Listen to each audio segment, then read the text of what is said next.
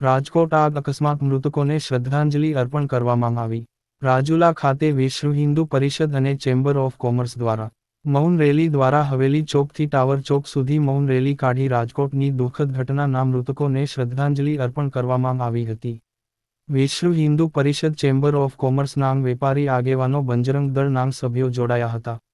દુઃખદાયી ઘટના મૃતકોને શ્રદ્ધાંજલિ આપી હતી. ભાજપ આગેવાન રવુભાઈ ખુમાણ, ચેમ્બર ઓફ કોમર્સ મનીષભાઈ વાળા, ગૌરાંગભાઈ મહેતા, બકુલભાઈ વોરા, મુસ્લિમ સમાજના આગેવાનો, પૂર્વ પ્રમુખ નગરપાલિકા ચિરાગ બી જોશી, યુવરાજભાઈ ચાદુ, વિનુભાઈ મિસ્ત્રી, શ્રીરામ, વિપુલભાઈ લહેરી, જયંતિભાઈ જાની, દીપકભાઈ ઠક્કર શ્રદ્ધાંજલિ મૌન રેલીમાં જોડાયા હતા.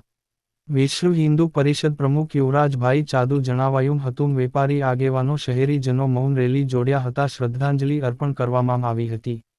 પૂર્વ પ્રમુખ નગરપાલિકા ચિરાગ બી જોશી દ્વારા જણાવાયું હતું કે ખૂબ જ દુઃખદ ઘટના બની છે, જેમાં મૃતકોને શ્રદ્ધાંજલિ અર્પણ કરવા માટે મૌન રેલી દ્વારા કાર્યકર્તા જોડાયા હતા.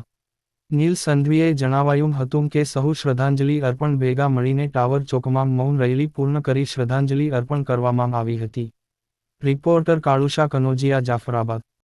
રાજકોટ ખાતે જે ખૂબ જ દુર્ઘટના બની અને દુઃખદાયી બની અને સમગ્ર સૌરાષ્ટ્ર ગુજરાતની અંદર આ જે પરિસ્થિતિ નિર્માણ થઈ, દુર્ઘટના બની અને અનેક પરિવારો પોતાના પરિવારથી છૂટા પડ્યા.